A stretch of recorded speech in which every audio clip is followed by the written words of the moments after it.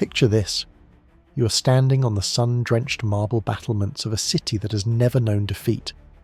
Below you, the turquoise waters of the Aegean Sea sparkle, but the air is thick with a scent you cannot ignore. The smell of burning sacrificial meat mixed with the metallic tang of salt and the distant rhythmic thud of thousands of oars hitting the water. You look out toward the horizon, and the blue is gone. It has been replaced by a forest of black masts, 1,000 ships carrying men who have travelled across the world not to trade, but to erase your existence from history. This is the beginning of the end. You realise that the gold-plated palaces and the legendary walls of your home are no longer a sanctuary. They are a cage. Within weeks, your children will be orphans, and your city will be a memory. We are told this happened because of a woman's beauty. But as we dig deeper into the forbidden archives of the Bronze Age, we find a reality far more terrifying than any poem could describe. Was the Trojan War truly a romantic crusade? Or was it the first global geopolitical collapse triggered by greed and disguised as honour? Why did the ancient world have to burn for the sake of one stolen queen? To understand how the world reached this breaking point, we have to travel back to the late 12th century BCE, a time when the Mediterranean was not a collection of warring tribes, but a sophisticated, interconnected web of superpowers. This was the era of the great kings. In the east, the Hittites ruled the rugged highlands of Anatolia. To the south, the pharaohs of Egypt built monuments that touched the sky. And in the west, the Mycenaean Greeks, a warrior culture obsessed with gold and glory, were looking for their next conquest. In the centre of it all, like a diamond set in the gateway between east and west, sat Troy. The legend says Paris and Helen fled in the middle of the night, sparking a blood feud that would last a decade. But if we pull back the curtain of mythology, a much darker and more practical picture emerges. In the Bronze Age, a queen was not just a person, she was a political alliance and a symbol of national sovereignty.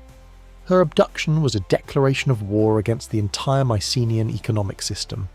Troy held a geographical monopoly. It sat precisely at the mouth of the Dardanelles, the narrow strait that led to the Black Sea. Every shipment of grain, gold, and slaves from the north had to pass under the watchful eyes of the Trojan towers. The Trojans grew fat on taxes and tolls, while the Greek city-states grew hungry. The abduction of Helen wasn't the cause of the war. It was the perfect excuse to dismantle a trade rival. For nearly 3,000 years, this story was treated as a beautiful lie. Scholars dismissed the high walls of Troy as a fever dream of the poet Homer. But in the 1870s, Heinrich Schliemann, a retired businessman with an obsession with the Iliad, took a copy of the poems to a dusty mound in Turkey called Izabek. Though his methods were reckless, he proved the skeptics wrong. Troy was real. It was a giant historical onion with at least 9 major layers. Modern archaeology points to layers Troy 66 and Troy 70 as the most likely candidates for the legendary city. Troy 70 shows clear signs of a violent end. Charred debris, unburied skeletons, and bronze arrowheads scattered in the streets. The reality of warfare in this era was industrial and organised.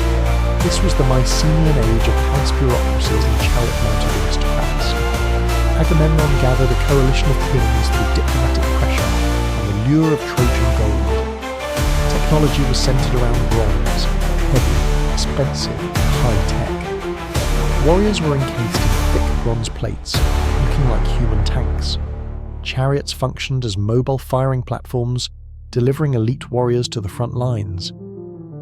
When the fleet arrived at Troy, it brought a mobile city of blacksmiths, priests, and nearly 100,000 men. The war wasn't a series of constant battles, but a grueling 10-year stalemate.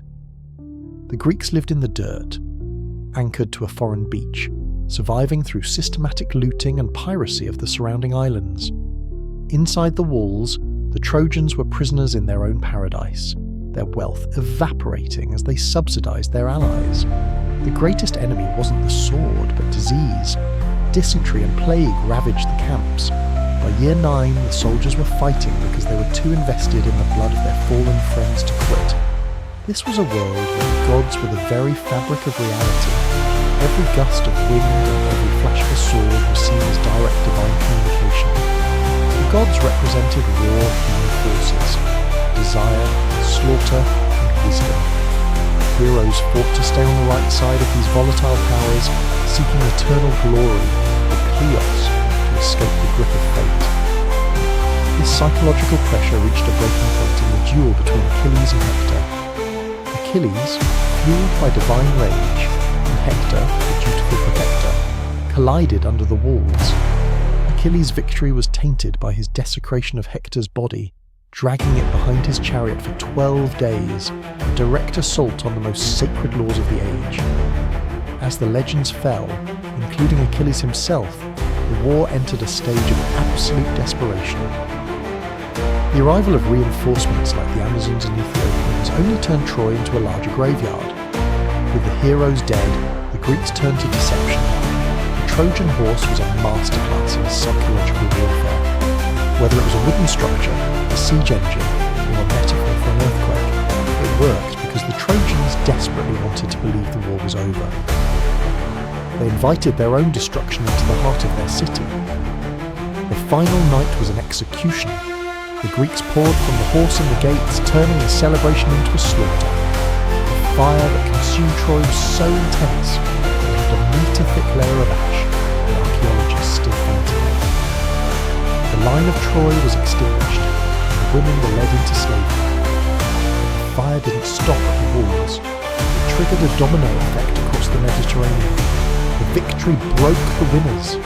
Agamemnon returned home to be murdered. Odysseus became a wanderer.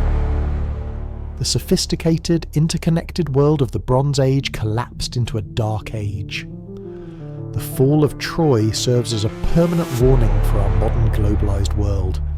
Complexity is fragility.